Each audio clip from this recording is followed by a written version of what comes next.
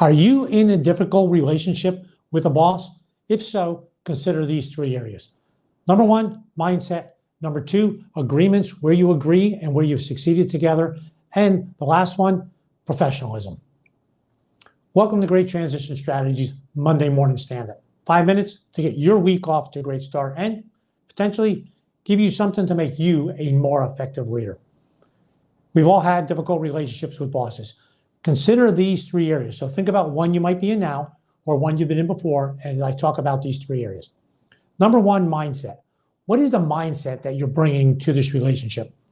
And think big picture, and think small, individual interactions. So as you think about what's the mindset, when you're going into an individual interaction, maybe you're given a pitch, maybe you need to talk about something, is your mindset positive or negative? If it's negative, what is it? Are you steeled for a fight? Do you think you're going to get criticized? Do you think you're going to be put down? What is it? So what is your mindset? And what can you do to make that mindset more positive?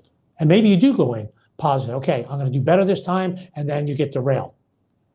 What can you do about that mindset? So you have the right mindset going in, so that way you can move this in a positive direction. How can you let some things fall away when you get a negative input? All right, so that's number one, mindset. Number two, successes, agreements. Where have you agreed before, and where have you had successes in this relationship? That usually is a good place to start. So you're given a pitch to your boss, he or she, and you start with, hey, you know, this is where we have really done well before. I like the way we've succeeded with this. I think this is a way we can move things better, how we can move things along and build on that progress. As opposed to maybe starting a brief with or a presentation with, we're not using the best practices in this particular area. We need to change this because our sales are down. Whatever you need to do, how can you start with successes and agreements, things that you have agreed upon?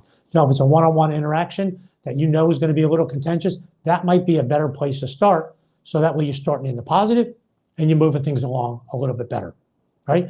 Think big picture, and think small individual interactions, right? Last one, professionalism. What is your professionalism like in every one of these? Can you always be accused of being professional? No matter what, she disagrees with me all the time, but she's always professional the way she does it. And let me tell you, professionalism does not mean always agreeing. It is okay. Being a professional is disagreeing for the right reasons, in the right way. It's how you disagree. So can you always be thought of as, she's 100% professional every time we have an interaction? Now, think about your boss too. This is a contentious relationship that you have. Is he or she always professional? If not, then there's a thought of, okay, how am I going to address this behavior? Because you should not be the victim of unprofessional behavior. So you need to move that forward. All right, so that's really thinking about you and the relationship with your boss. But this is all about you and your leadership. So think about you as a leader and a subordinate that you're having some challenges with.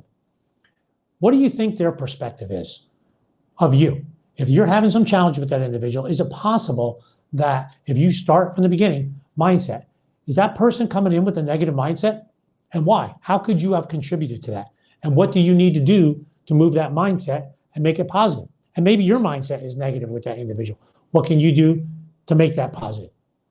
So that's number one. Number two, where have you succeeded? Where have you two succeeded? Where have you agreed? Where have you done really well together? What can you do about that and bring that in to the conversation so you could help mend this relationship so that way you can move forward so it's not as contentious. And then lastly, have you always been as professional as you want to be with this? Or have you lost your cool? If not, fix that. What do you need to do to fix that so that way you can never be called into, your professionalism can never be called into question? And if that individual's having some problem with their professionalism, it's probably time to have some kind of talk about, okay, here are the expectations. I understand we disagree, but here's the things we need to work on. All right, hope you found that helpful. One way to look at a contentious relationship. I welcome your comments below to hear what you think about some contentious relationships you've had and how you worked your way through that.